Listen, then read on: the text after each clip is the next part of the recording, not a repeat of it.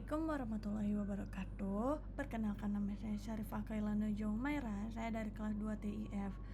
Kali ini saya akan menjelaskan hasil dari tugas yang diberikan di rumah, di mana kita diminta untuk membuat data dari Supabase dan juga diminta untuk membuat mengimplementasikannya ke dalam project kita. Nah, dikarenakan untuk dari sisi admin panel di user list itu rata-rata sudah saya buat semua. Jadi saya itu hanya menambahkan beberapa list menu baru saja dan saya ubah list yang sudah saya buat sebelumnya menggunakan JSON itu menggunakan data yang kita buat dari Supabase. Nah, kali ini saya akan menjelaskan dulu apa sih data-data yang saya buat di dalam Supabase ini. Pertama, saya itu membuat artikel, terus ada fact, lowongan, notes, dan juga produk, di mana masing-masing data tersebut itu terdapat tabel-tabel yang saya buat, di mana untuk tabel artikel itu terdapat ID, terdapat judul, konten, dan juga create ad. Untuk fact itu terdapat ID, pertanyaan, jawaban, dan juga create ad. Untuk lowongan terdapat ID, posisi, perusahaan, lokasi, dan juga deskripsi. Terus juga ada create ad. Untuk di bagian notes itu terdapat ID, create ad, title, content, dan juga status. Untuk produk terdapat ID, nama, kategori, harga, vendor, dan juga create ad. Nah, kali ini saya akan melihatkan kode program saya untuk masing-masing data-data yang saya masukkan ke dalam Supabase. Pertama, saya itu akan menunjukkan data dari produk. Nah, ini merupakan data yang saya buat untuk produknya, di mana terdapat kode program untuk memanggil fetch node berserta error atau loading handling. Nah, ini merupakan data-data yang tertera pada produk nantinya. Terus juga di sini, terdapat handle perubahan nilai input form. Jadi sekiranya kalau kita menambahkan data, dia itu akan berubah seperti itu. Nah, di sini saya juga membuat mode update-nya karena untuk sisi admin panel itu kan selalu ada CRUD. Jadi di sini ada mode update. Terus untuk kode program ini merupakan kode program untuk menambahkan datanya, dan ini merupakan cara mereset atau mengedit data yang telah kita ubah. Nah, ini merupakan kode program yang kita buat sekiranya kalau misalnya datanya itu berhasil dibuat. Nah, untuk data yang ini merupakan kode program untuk merefresh datanya. Jadi otomatis kalau misalnya seandainya kita mengubah datanya, misalnya kita mengubah datanya, dia akan langsung masuk, tidak perlu tanpa kita refresh terlebih dahulu. Nah, setelah itu di sini juga ada ini kode program untuk membuat form card-nya. Terus ini untuk tampilan pesan error, dan ini untuk tampilan pesan suksesnya. Nah, untuk di bagian sini merupakan placeholder untuk di bagian data-data yang telah kita buat. Sama seperti ini untuk kategori, ini untuk harga, untuk bagian vendor, dan juga ada tombol submit-nya. Ini merupakan tabel-tabel yang nantinya kita buat untuk data yang telah kita masukkan, seperti itu. Nah, saya akan menunjukkan kode programnya terlebih dahulu, baru saya menunjukkan hasil dari outputnya. Ini merupakan API-nya.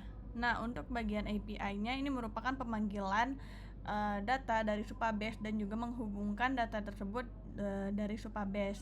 Untuk bagian ini merupakan pemanggilan data dari produk, di mana terdapat const API URL dan juga const API key, di mana const API URL ini yang fungsinya untuk membedakan antara produk, lowongan, fact dan juga artikelnya. Nah, ini untuk const API key-nya. Sebenarnya untuk const API key itu kurang lebih sama ya untuk pemanggilannya. Yang membedakan itu hanya di bagian const API URL-nya. Dan untuk bagian kode program ini merupakan kode program pemanggilan datanya. Dan kode program ini untuk menangani error, dan ini menangani error jika gagal, seperti itu. Ini merupakan kode program untuk loading spinner. Jadi kalau sekiranya dia agak lemot, dia akan muncul loading seperti itu. Ini untuk generic table-nya, untuk memudahkan kita memanggil data tabel. Setelah itu di sini juga ada empty state. Nah, ini untuk melihat kalau misal datanya itu sudah ada atau belum, seperti itu. Setelah itu saya akan melihatkan kode program singkat saja, karena kurang lebih sebenarnya kode program itu isinya sama. Yang membedakan itu hanya di bagian service-nya saja, seperti artikel, fact, lowongan, produk API, dan juga nama-nama yang terdaftar pada tabel-tabel data dari Supabase-nya. Setelah itu saya di sini ada membuat lowongan untuk menampilkan data secara menggunakan Supabase, seperti itu. Nah, kurang lebih ini kode programnya itu sama, cuman untuk di bagian datanya itu terdapat posisi, perusahaan, lokasi, dan juga deskripsi. Sama seperti yang ada di dalam Supabase yang telah kita buat, seperti itu. Ini juga terdapat mode update, terus juga terdapat mode tambah, terus juga ada reset form dan edit mode. Sama seperti sebelumnya juga ada refresh data. Ini untuk menyimpan ID-nya. Ini untuk datanya tuh posisi, perusahaan, lokasi, deskripsi, itu sama ya seperti Supabase yang telah kita buat. Nah, setelah itu saya di sini akan menunjukkan data API-nya. Nah, untuk di data API itu di bagian bawah ini sama, kurang lebih ya. Semuanya sama. Dari sini sampai sini tuh sama. Yang membedakan itu hanya di bagian const API URL-nya. Kalau misalnya kita perhatikan di sini tuh ada https bla bla bla bla bla supabase.co/v1 lowongan. Nah, yang membedakan itu hanya di bagian sininya nih, bagian lowongannya. Untuk di bagian yang lainnya itu kode programnya sama. Setelah itu saya ada membuat data fact BA, yang dimana data ini juga terhubung ke dalam Supabase. Nah, ini juga sama seperti kode program yang lainnya yang saya buat. Cuman yang membedakan itu hanya di bagian datanya saja, dimana datanya terdapat pertanyaan dan juga jawaban. Kenapa ID tidak masuk? Karena ID itu termasuk untuk bagian default ya. Pokoknya setiap kita membuat data itu terdapat ID, dimana ID ini fungsinya untuk menghitung data yang kita buat. Jadi dia otomatis akan terhitung gitu. Misalnya datanya ada 5, dia otomatis ada 5, seperti itu. Pengurutannya gitu, apa ya, pokoknya kayak angkanya gitu, memperlihatkan berapa sih datanya gitu, dia otomatis akan langsung masuk, seperti itu. Ini terdapat update, terdapat mode tambah, terdapat set, reset from edit mode, terdapat reset data, sama seperti yang lainnya. Setelah itu ini merupakan data service dari API-nya. Sama seperti sebelumnya, membedakan itu hanya di bagian const API URL-nya. Pada bagian belakang itu ada splash fact, karena kita memanggil data dari fact. Setelah itu saya akan melihatkan artikel BE.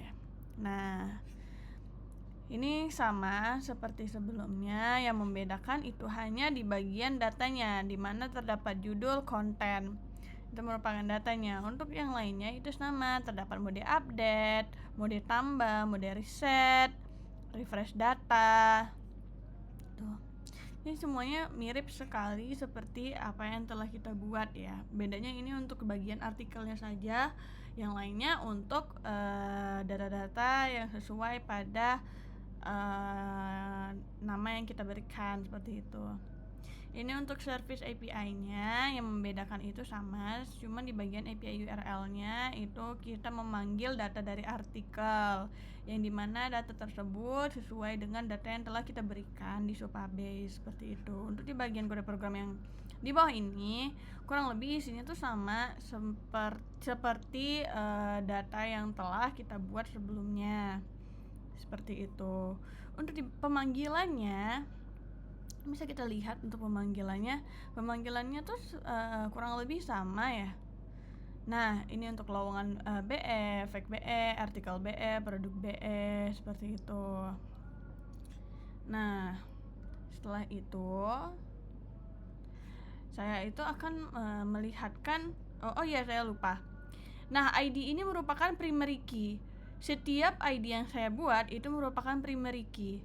Nih, ini untuk artikel itu artikelnya primary key-nya tuh ID, untuk fact itu primary key-nya ID, lowongan juga ID, notes juga ID, produk pun juga ID. Karena ID itu merupakan primary key pertama ya. Fungsinya itu seperti saya bilang untuk menghitung hasil data yang telah kita berikan. Nah, saya akan menunjukkan hasil kode program yang telah saya buat. Ini untuk hasil kode programnya saya pisahkan, terdapat produk, artikel, nih untuk artikel, terus ada fact, dan juga ada lowongan kerja. Saya akan menunjukkan terlebih dahulu di bagian produk.